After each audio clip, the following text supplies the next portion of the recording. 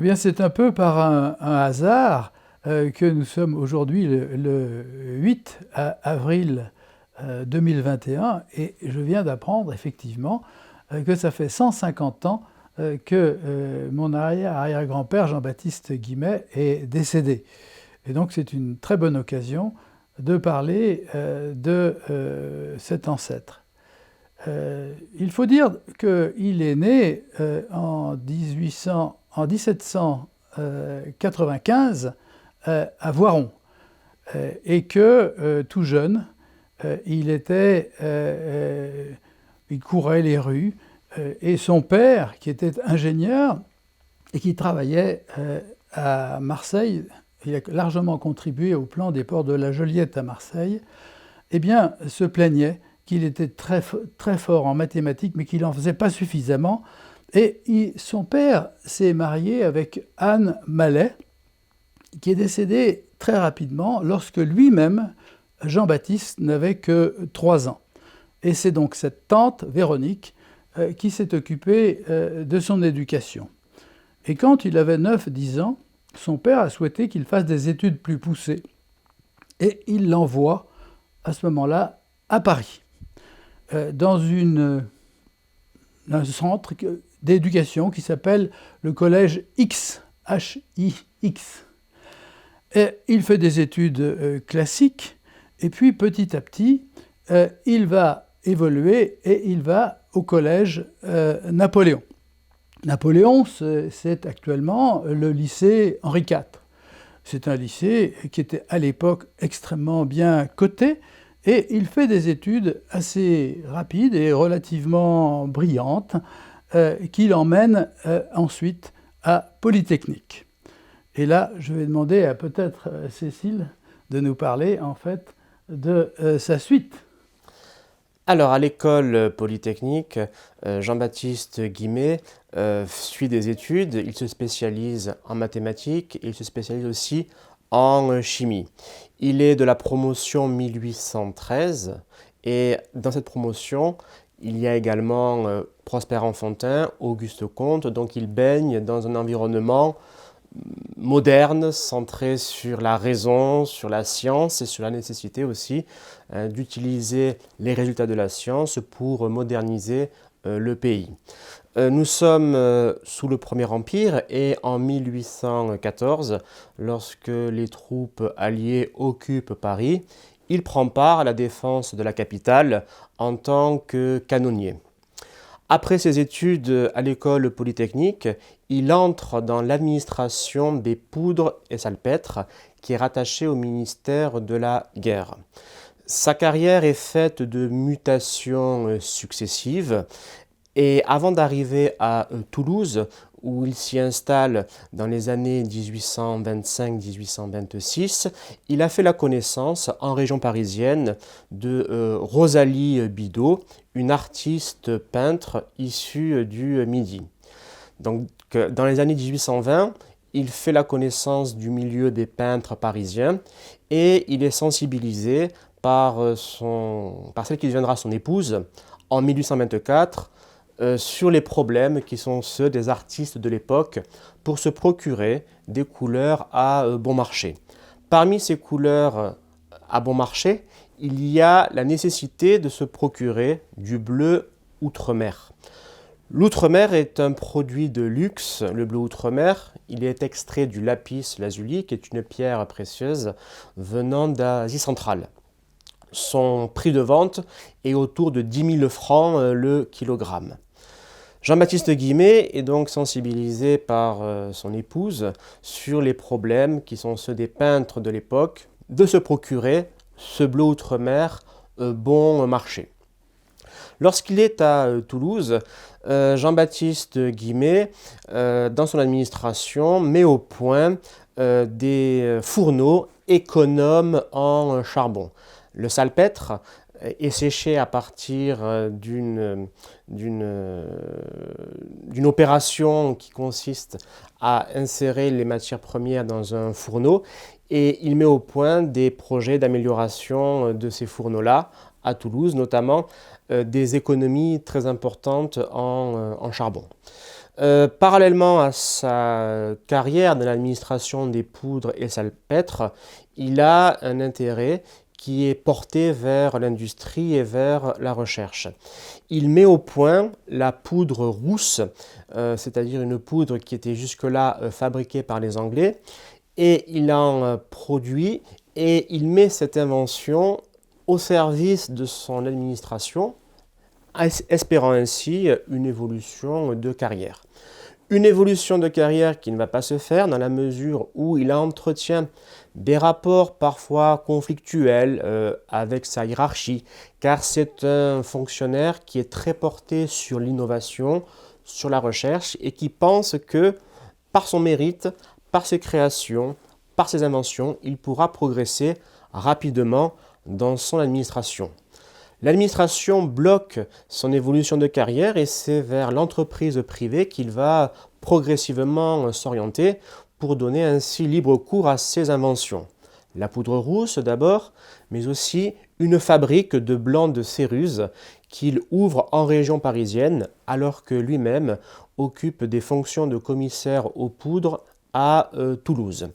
Donc il ouvre une fabrique de céruse en région parisienne, mais du fait de l'éloignement, cette aventure s'achève lorsque, en 1828, il est nommé commissaire aux poudres à Lyon. Il se trouve qu'avant sa nomination, en 1828, au poste de commissaire aux poudres à Lyon, il a mis au point, le 10 août 1826, le premier Outre-mer de synthèse. C'est-à-dire qu'il a reconstitué les propriétés de l'outre-mer naturel, qui était extrait du lapis lazuli, pour mettre au point un outre-mer qui est ici, dont vous voyez ici. Cécile, je crois que ce qu'il faut quand même bien dire aussi, c'est qu'en fait, de cette outre-mer naturelle, qui était obtenue avec le broyage de la pierre, de lapis lazuli qui est ici, il était recherché en fait un outre-mer qui soit beaucoup moins cher que la poudre du pigment de lapis lazuli. Parce que c'était horriblement cher, ça se vendait le prix de l'or à l'époque. Et il y a eu des concours qui ont été faits, soit par des sociétés d'encouragement anglaises, puis ensuite la société d'encouragement française, et un concours à celui, en fait, qui découvrirait la façon de produire d'une façon, au fond, artificielle, ce bleu d'outre-mer qui avait l'éclat de cette pierre de lapis lazuli et qui donnait la pérennité aussi à cette peinture-là. Et c'est pour cela qu'il a fait ce concours, et justement, grâce à la demande, en quelque sorte, de sa femme peintre elle-même, dont la famille était originaire de Carpentras, et donc elle-même était lyonnaise quand même, et donc qu'il a à ce moment-là fait ses recherches parce que en fait il était tellement amoureux de sa femme que véritablement il a cherché à diminuer en fait les coûts de sa peinture, et c'est pour cela qu'il a été très enclin à concourir à ce prix. Et c'est à ce moment-là que tu disais très justement qu'il a gagné ce prix. Jean-Baptiste Guimet remporte en 1828 un prix qui a été décerné par la Société d'encouragement pour l'industrie nationale, un prix de 6 000 francs pour qui mettrait au point un outre-mer de synthèse. L'outre-mer de synthèse a été mis au point le 10 août 1826. Jean-Baptiste Guimet en informe son épouse, qu'il a pu reconstituer les propriétés de l'outre-mer naturel, qui était un produit de luxe extrêmement onéreux. Jean-Baptiste Guimet en produit un qui coûte 30 fois moins cher que l'outre-mer naturel. Il remporte un prix de 6 000 francs, ce qui va lui permettre d'avoir un petit capital de départ pour lancer une entreprise qui ouvrira ses portes à partir de 1831.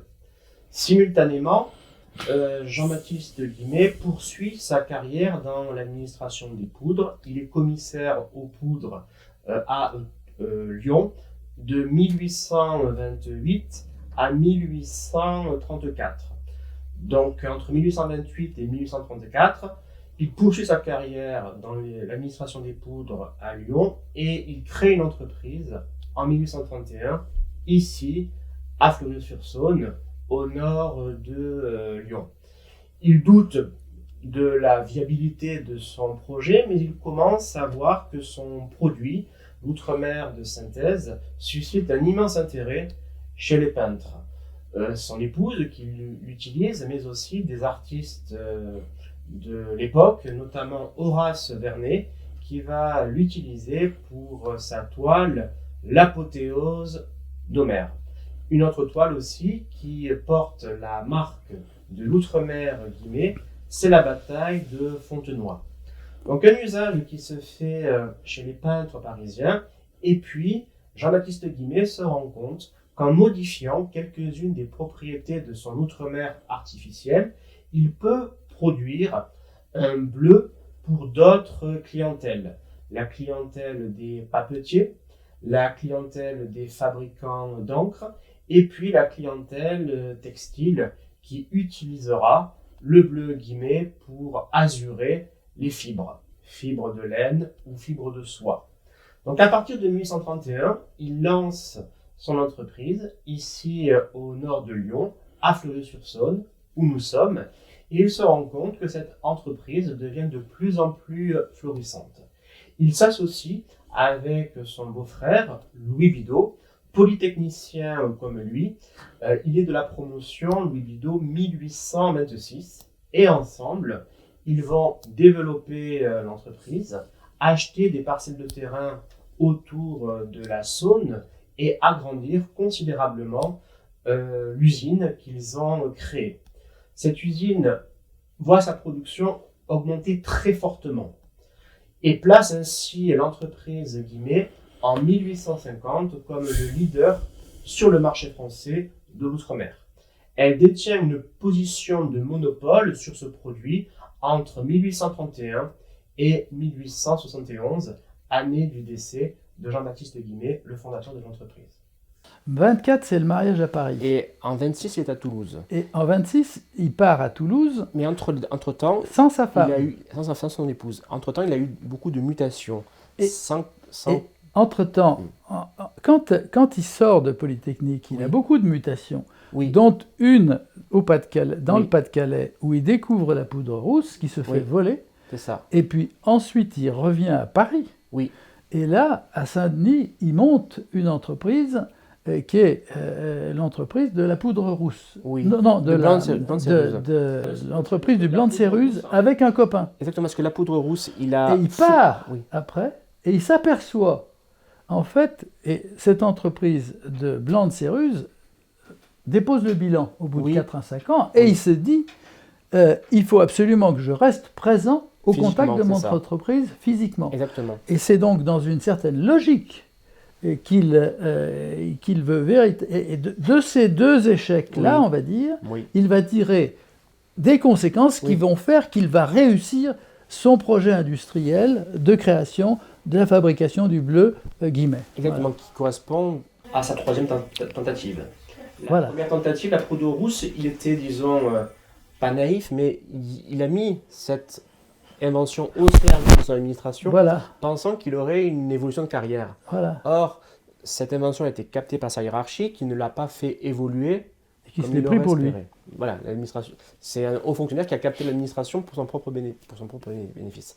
Le blanc de Céruse, oui, comme tu l'as dit, l'éloignement géographique du fait qu'il se retrouve à Toulouse et que ses copains étaient à Paris. Mais ce qu'il y a, c'est qu'on n'a pas, moi, j'ai pas retrouvé dans les archives la fin de l'histoire, en fait. Je sais que ça a fermé, mais j'ai pas vu un dépôt de bilan, ni une brouille peut-être avec des amis de l'époque. Ça disparaît un petit peu.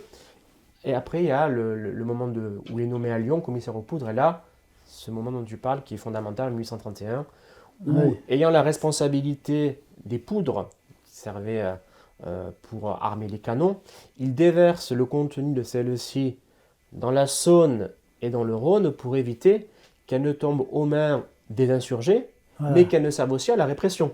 C'est-à-dire qu'il adopte par rapport au contexte de l'époque une position de fonctionnaire neutre qui refuse précisément que ces poudres soient utilisées aussi bien pour les insurgés, les canuts, que pour servir aussi à la répression, incarnée à l'époque par Louis-Philippe. Après ce fait-là, en 1831, Louis-Philippe cherche à l'élever au rang de chevalier de la Légion d'honneur pour son acte héroïque, le fait qu'il ait déversé les contenus de poudre dans la Saône et dans le Rhône, et il refuse, considérant comme indigne le fait d'être élevé au rang de chevalier de la Légion d'honneur dans le cadre d'une révolte sociale. Donc il va avoir un moment de vive popularité dans la ville de Lyon, aussi bien auprès des insurgés qu'auprès des camps un peu plus conservateurs.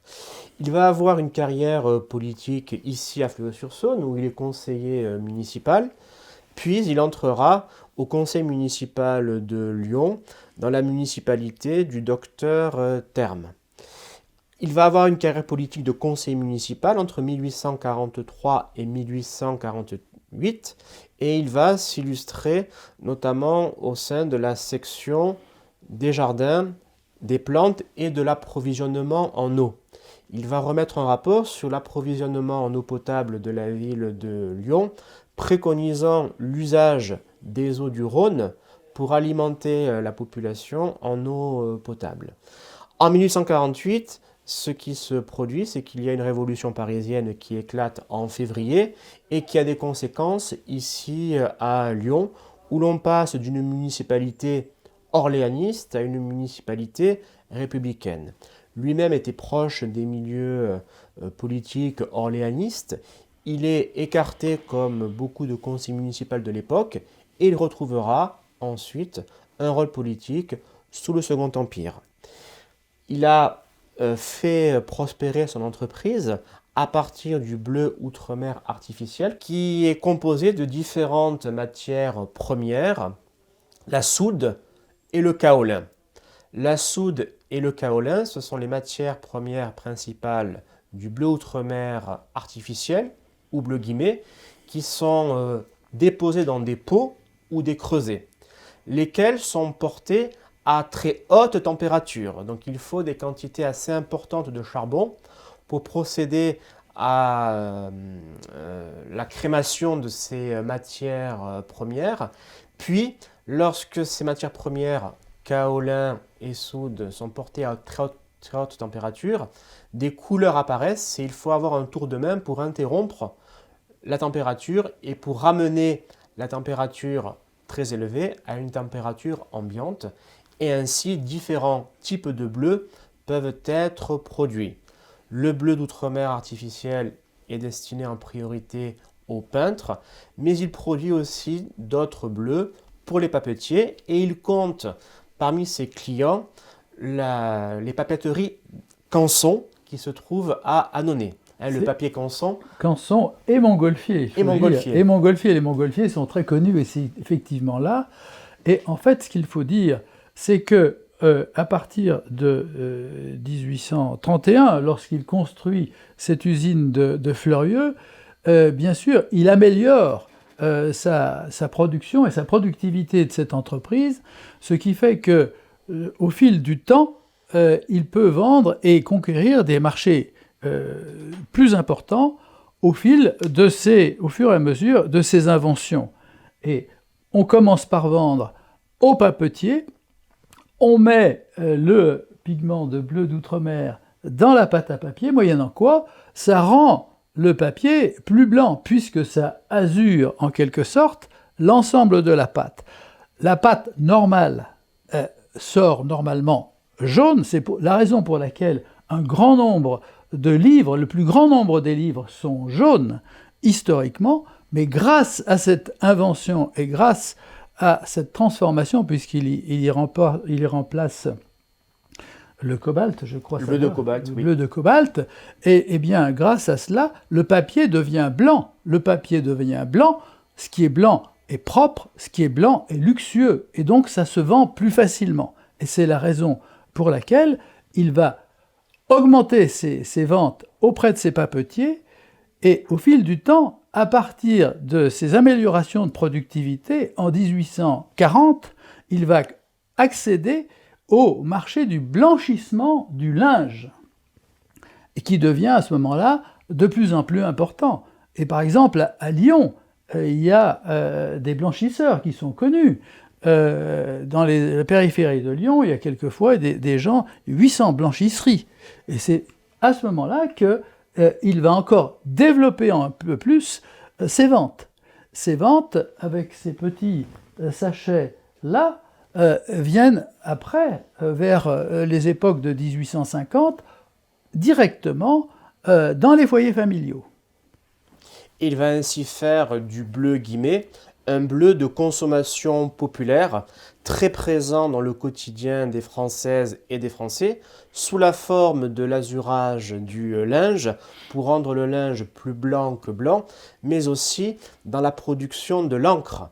L'encre des écoliers, qui est faite à base de bleu guimet et qui intègre le quotidien des familles françaises, faisant de ce bleu un produit très populaire, qui va ensuite être appuyé par une réclame qui va mettre en scène l'usage du bleu guimet dans les gestes quotidiens de la vie, chez les blanchisseuses, chez les lavandières, chez les écoliers, chez les papetiers. Donc tout un ensemble de personnes, de professionnels, mais aussi de particuliers qui vont faire de ce bleu un usage quotidien. Il se trouve que le bleu guimet occupe une position monopolistique. L'entreprise contrôle entre 50 et 60% du marché français entre 1831 et 1871. C'est une entreprise qui va devoir faire face à une concurrence franco-française, notamment le bleu des champs, qui est produit en Lorraine et qui va avoir cette spécificité, le bleu des champs, de conquérir aussi le marché des papetiers. Car il y avait un léger défaut dans le bleu guimet d'origine, c'est qu'au contact de l'alun, qui est une matière chimique contenue dans la pâte à papier, le bleu guimet avait parfois tendance à déteindre, ou en tout cas à devenir beaucoup plus clair. Les Deschamps ont réussi à mettre au point un bleu capable de résister à l'alun, c'est-à-dire à cette matière chimique que les papetiers utilisaient. Ce qui fait que la position de l'entreprise va un petit peu s'amoindrir dans les années 1870 au contact de l'entreprise Deschamps, qui était le principal concurrent de la famille Guimet en France. Sur les marchés internationaux, le bleu guimet remporte un certain succès dans les années 1830-1840. Il est très demandé en Angleterre, en Autriche, en Allemagne et en Belgique. Mais il se trouve que nous sommes dans un contexte économique qui est celui du protectionnisme. Le bleu guimet est frappé de droits de douane très importants dans les années 1830-1840, ce qui va conduire Jean-Baptiste Guimet à défendre des thèses libre-échangistes ici à Lyon, et il épouse ainsi les préoccupations qui sont celles du patronat soyeux de l'époque, qui est très attaché à la défense du libre-échange. Jean-Baptiste Guimet va être l'un des actionnaires du Courrier de Lyon, qui est un journal local qu'il fonde avec Arlès Dufour, grand patron soyeux, pour défendre les idées de libre commerce et de libre-échange. Car ces produits sont très demandés en Autriche, en Allemagne et en Angleterre, mais ils sont frappés par des droits de douane très importants. Ce qui va conduire à une politique commerciale qui va être orientée vers les grands marchés d'Afrique du Nord. En 1830, la France s'installe en Algérie. En 1880, elle s'installe en Tunisie. Et voyant que les marchés d'Europe du Nord sont verrouillés par des droits de douane, Jean-Baptiste Guimet va orienter la politique commerciale de son entreprise vers le marché colonial. Il n'y a pas que les droits de douane qui vont effectivement permettre une orientation sur le sud de l'Europe et sur les nouvelles colonies. Il y a tout le grand mouvement colonial français et qui faisait que, effectivement, c'est des marchés qui s'ouvraient et qui s'ouvraient relativement facilement pour les entreprises françaises, alors que la concurrence était très forte en Allemagne, Oui. parce que l'Allemagne était déjà à ces époques-là, on va dire même 1850, extrêmement industrieuse, et surtout dans ces domaines de la chimie. On a eu des entreprises comme le Werkus, qui étaient les concurrents principaux en Allemagne, entre autres, de l'entreprise du Bleu Guimet, qui restait quand même la plus grande entreprise européenne, le marché le plus important. Le marché le plus important, non, il était en Allemagne. Mais par contre, comme en fait les producteurs allemands étaient très nombreux, le Bleu Guimet restait la plus grande entreprise malgré toute cette concurrence forte. Cette concurrence forte donc a bien poussé Jean-Baptiste Guimet à développer ses marchés effectivement et ses ventes dans le sud et dans les nouvelles colonies. En cela, on peut dire que c'est une entreprise qui a suivi complètement le mouvement de colonisation qui était très forte au XIXe siècle. Alors, donc l'invention en fait de Jean-Baptiste Guimet du bleu d'outre-mer artificiel part de 5 matières premières principales.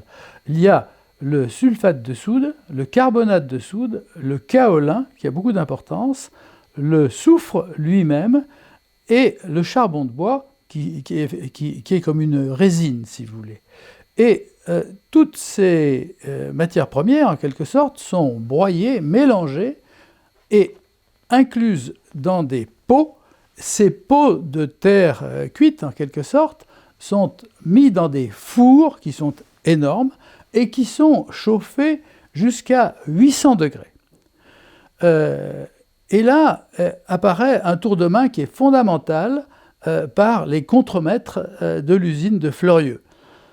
Il ne faut pas ouvrir trop tôt le four ni trop tard parce qu'il y a une oxygénation qui doit se faire et il faut laisser à peu près 8 jours à la cuisson et petit à petit on réduit la chaleur à l'intérieur de ce four jusqu'à 0 degré, mais il faudra 3 semaines pour cela. Donc vous vous rendez compte que c'est une production qui est compliquée et qui est lente et qui demande un tour de main très très particulier. Et pour la petite histoire, quelquefois on allait réveiller la personne en question parce que le four était en train de cuire trop fort. Voilà ce que je voulais vous dire sur la fabrication de ce bleu. Cette fabrication s'est faite à partir de 1826, vu que cette invention a été accomplie le 10 août 1826. En 1831, Jean-Baptiste Guimet crée ici à Fleurieux-sur-Saône une usine pour exploiter de façon industrielle son invention. Et en 1834, il démissionne de l'administration des poudres et salpêtres pour se consacrer intégralement à ses activités économiques d'industriel, mais aussi à ses activités politiques. Car parallèlement à la direction de l'entreprise, il se consacre à la vie locale, d'abord à Fleurieux en tant que conseiller municipal, puis à Lyon en tant que conseiller municipal de la ville sous la monarchie de Juillet. Il va orienter la politique commerciale de l'entreprise vers les marchés d'Afrique du Nord. Il va être extrêmement sensible à la problématique des transports. C'est sous le Second Empire que la ligne de chemin de fer, le PLM, le Paris-Lyon-Méditerranée, est achevée. Cette ligne de chemin de fer unit Paris, construction de la gare de Lyon, la gare de Perrache, qui est construite pour l'occasion à Lyon, et la gare Saint-Charles à Marseille. Il se trouve que le premier président du PLM est un polytechnicien, Paulin Talabot, que Jean-Baptiste Guimet connaît très bien. Il va être l'un des actionnaires du Paris-Lyon-Méditerranée, car il voit dans cette infrastructure moderne une façon de transporter son bleu jusqu'à Marseille. Et c'est à travers la compagnie de navigation mixte que Jean-Baptiste Guimet va pouvoir commencer l'exportation des produits de l'entreprise vers les marchés méditerranéens, notamment vers l'Algérie. Il s'associe pour cela à la famille Pastré, qui est l'une des plus importantes familles marseillaises du Second Empire, qui a fondé notamment la Société marseillaise de crédit. Et Jean-Baptiste Guimet est tantôt président de la compagnie de navigation mixte, tantôt administrateur, en lien avec les milieux d'affaires marseillais. Pourquoi parle-t-on de compagnie de navigation mixte? Parce que c'est une navigation qui alterne tantôt la force éolienne, tantôt la force motrice, c'est-à-dire la machine à vapeur. Il se trouve que les incendies sont souvent nombreux sur ces navires et pour prévenir le risque d'incendie à bord, les marins changent le mode de navigation, c'est-à-dire qu'ils ouvrent les voiles quand ils sentent qu'ils n'ont plus le contrôle de la machine à vapeur qui permet au navire d'avancer. Il oriente ainsi la politique de l'entreprise vers les marchés d'Afrique du Nord, alors qu'à ce moment même, en Europe, les industriels allemands mettent au point des bleus d'outre-mer de qualité, parfois de qualité un peu supérieure à ceux des bleus guillemets. Pourquoi? Parce que le milieu géologique allemand est servi par des kaolins de qualité. Les kaolins du Palatinat sont des kaolins de très grande qualité, alors que les kaolins dont se fournit l'entreprise Guimet sont des kaolins de l'Allier et qui sont de qualité un peu moindre. Ce qui fait que le rendu est souvent un peu meilleur s'agissant des bleus allemands par rapport aux bleus Guimet, aux bleus français. Il se trouve aussi que l'entreprise Guimet a orienté sa politique commerciale vers les marchés d'Afrique du Nord dans les années 1850-1860, alors que les Allemands, eux, sont servis par un marché qui est très consistant, très nombreux, et aussi les Allemands ont orienté leur politique vers la conquête du marché russe et la conquête du marché britannique. Des marchés sur lesquels l'entreprise est insuffisamment présente par rapport à ses concurrents allemands, mais elle maintient de très solides positions sur le marché français, vu qu'elle est le leader incontesté entre 1831 et 1871. En fait, ce qui est très important, c'est aussi de voir que dès 1834, Jean-Baptiste Guimet, avec son bleu d'outre-mer, remporte tous les premiers prix des expositions et industrielles, puis ensuite des expositions universelles à Londres dans le Crystal Palace en 1851, puis ensuite en 1855 à l'exposition universelle de Paris, qui mine de rien quand même attirait déjà à ces époques-là 6 millions de personnes, c'est pas rien. Et donc il était, et quelquefois même, il était tellement bon, son bleu était tellement de bonne qualité, qu'il ne participait pas, parce qu'il était membre du jury des autres. Et il y avait un grand nombre d'Allemands, puisque 80 entreprises allemandes produisaient du bleu d'outre-mer. Et ce qui fait que en France, l'entreprise Guimet, où il y avait 7 ou 8 entreprises, pas plus, était véritablement le leader mondial, puisque le marché était très atomisé, spécialement en Allemagne. Et le marché allemand était un marché très atomisé, avec beaucoup de producteurs, une concurrence qui finalement poussait les industriels allemands à se dépasser les uns les autres, à aller sur les marchés extérieurs, en Angleterre et en Russie. Ce qu'il faut aussi noter dans le cadre de la chimie allemande, c'était que c'était une industrie très fortement soutenue par la banque. On a pu voir dans les archives familiales que les Allemands parfois vendaient à perte, précisément pour s'installer sur un marché, et qu'ils étaient soutenus en cela par leur système bancaire, alors que le système bancaire lyonnais était plutôt réticent à ce que l'entreprise Guimet puisse écouler à perte certains de ses produits pour remporter certains marchés. Il y a aussi la question de la recherche fondamentale, c'est-à-dire que lorsque l'on analyse la production scientifique qui est faite autour du bleu d'outre-mer et aussi la fixation de ce pigment sur des supports divers, et notamment les supports métalliques, on se rend compte que la recherche fondamentale allemande est un peu plus dynamique que la recherche fondamentale française. Si l'on fait le comparatif des publications scientifiques, entre 1850 et 1914, il y a 20 à 30% d'articles scientifiques allemands supplémentaires par rapport à la production scientifique française. Et cela, Jean-Baptiste Guimet, Émile Guimet et les ingénieurs centraliens qui l'ont aidé à développer l'entreprise en sont parfaitement conscients. Ils sont conscients de la concurrence, ils sont conscients de l'importance que prend la chimie allemande avant la Première Guerre mondiale et ils optent pour un repli stratégique sur le marché colonial tout en ne perdant pas à l'esprit l'idée que les relais de croissance sont souvent beaucoup plus forts en Europe où ils sont présents, mais de façon moindre du fait que la chimie allemande est très fortement soutenue par la banque. J'ai trouvé dans les archives effectivement quelque chose de tout à fait intéressant concernant l'évolution de l'outre-mer artificiel et de ses prix à l'époque de Jean-Baptiste Guimet. Le prix de l'outre-mer naturel à l'origine était de 5000 francs le kilo de bleu. En 1876, le prix moyen de l'outre-mer artificiel devient 2 francs le kilo. Vous voyez la différence qu'il y a.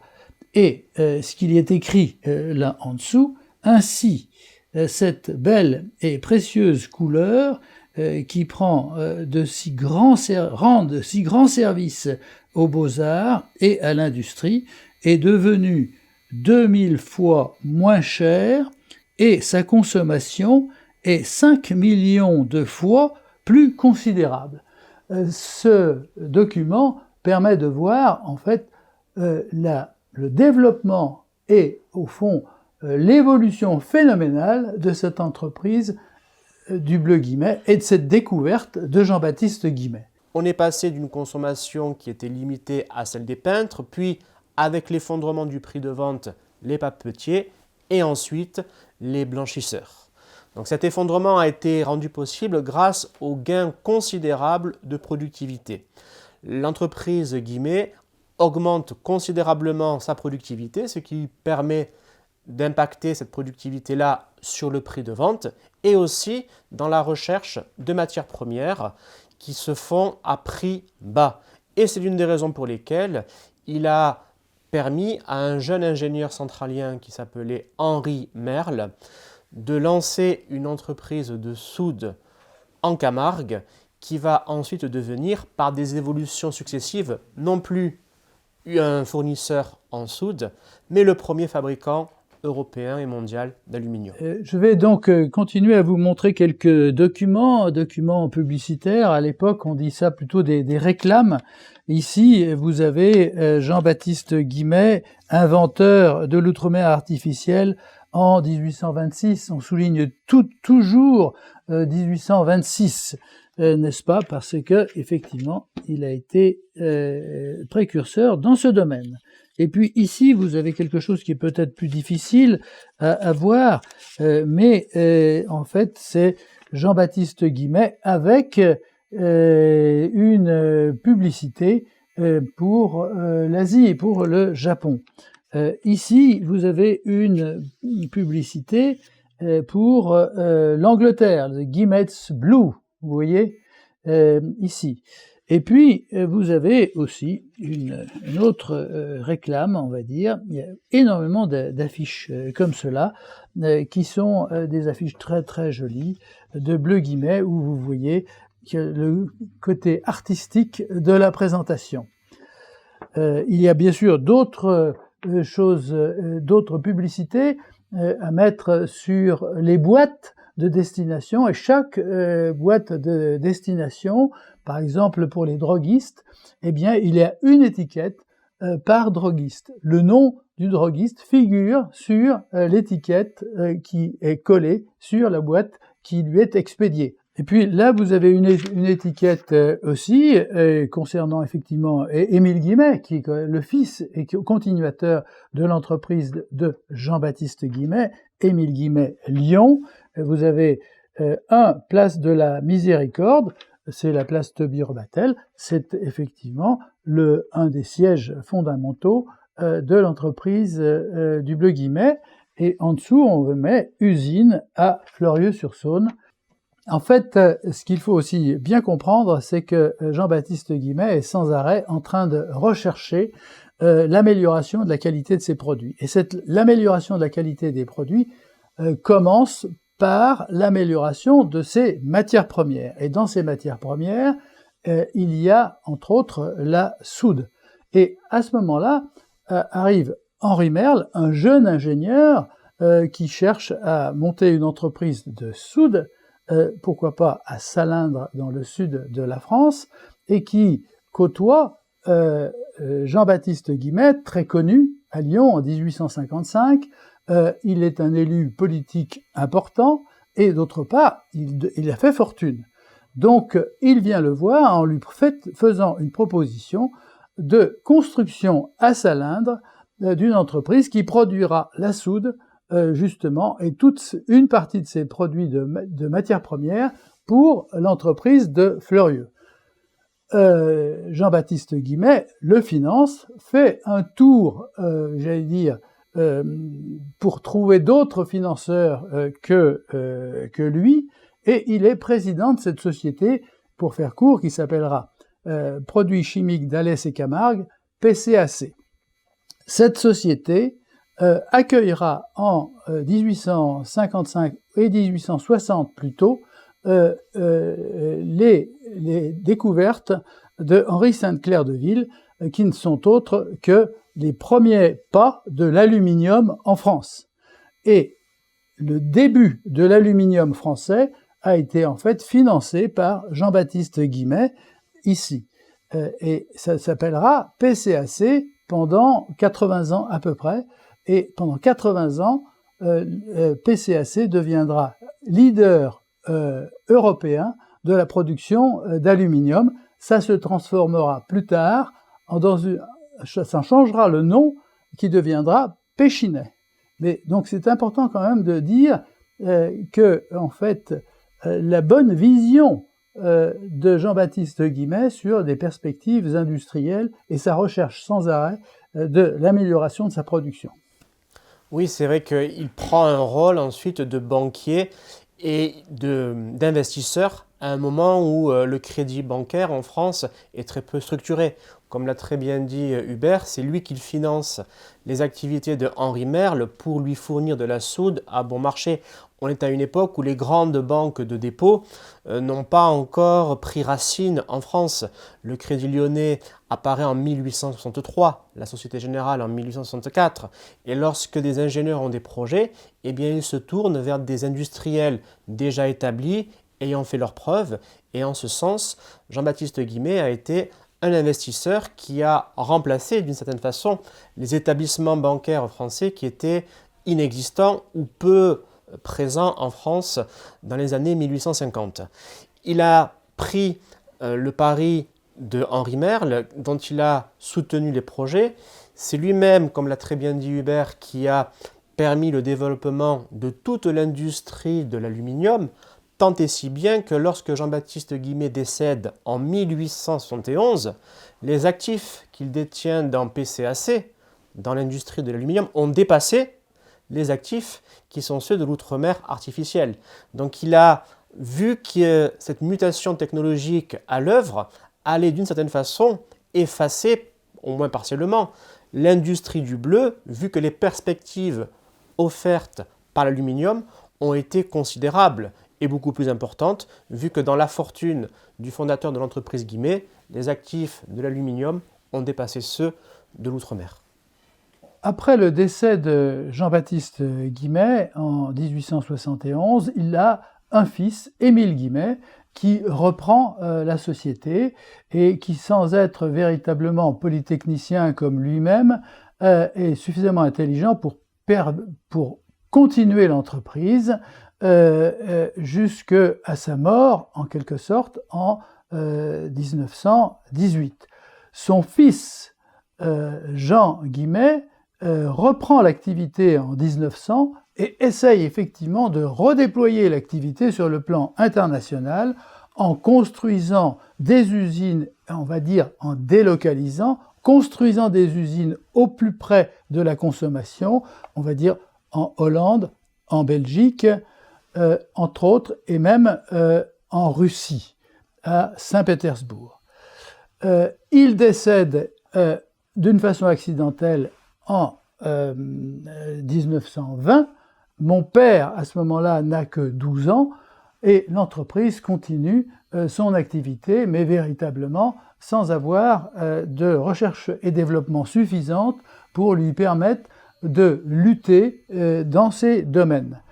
D'autant plus que à partir du milieu du XXe siècle, on a la décolonisation, donc les marchés habituels s'effondrent petit à petit, d'une part, et on a une recherche qui fait qu'il apparaît de nouveaux produits textiles qui n'ont pas besoin, effectivement, d'être azurés comme le linge historique.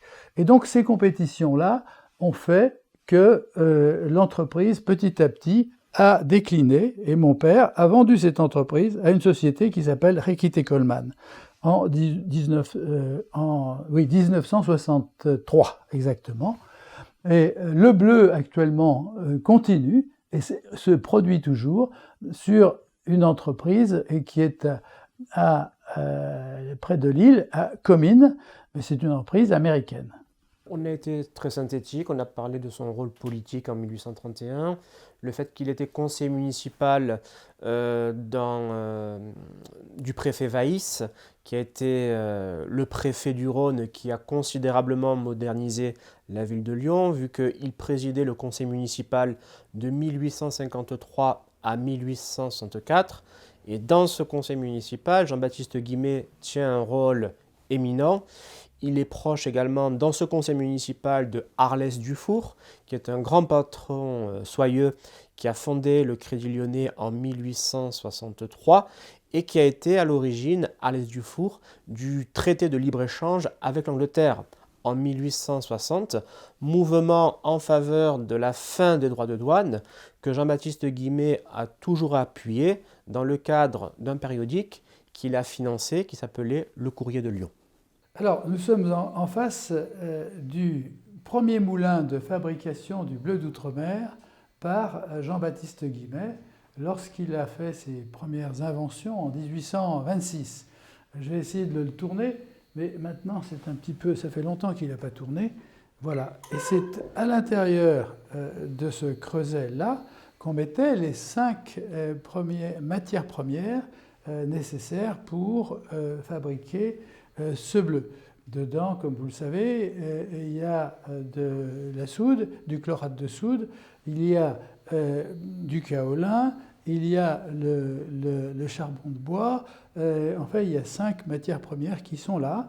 Et ensuite de cela, ces matières premières sont mises dans des pots. Et là, on est plus avec ces pots qui sont ici, dans une fabrication industrielle, vous l'avez compris, lorsqu'il s'installe à Fleurieu-sur-Saône. Ce sont ces pots-là qui vont dans les fours énormes. Il y a peut-être plus de 1000 ou 2000 pots comme cela, qui sont chauffés pendant environ 8 jours à 800 degrés. Et c'est cette matière première qui, une fois chauffée, va brûler. Et le tour de main, en fait, du pilote du four est fondamental, puisqu'il va, lorsqu'il verra une petite flamèche comme cela bleue, c'est à ce moment-là qu'il faudra qu'il ouvre le four pour, on va dire, oxygéner, faire permettre à l'oxygène de rentrer dans le four et de donner la couleur bleue à cette matière première qui sera ici. S'il le fait trop tôt, ce sera brun. S'il le fait trop tard, ce sera vert. Ces gens-là étaient très précieux. On allait même les réveiller la nuit pour faire l'ouverture des fours. Vous voyez comme cette opération était plus délicate que le purement et simplement mélange et cuisson de cette matière première.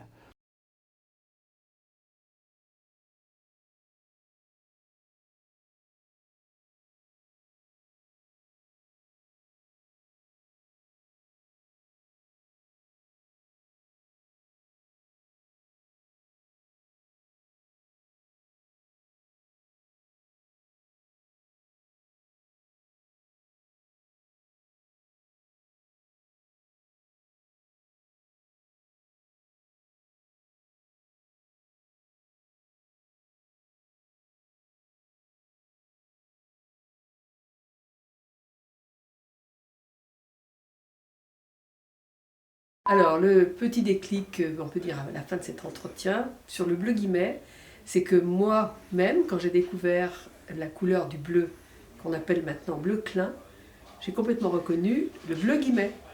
Et on nous a expliqué que finalement, Yves Klein, grâce à un liant, a breveté son bleu, mais qu'il se sert de la poudre du bleu guimet qui est encore fabriquée maintenant. Voilà.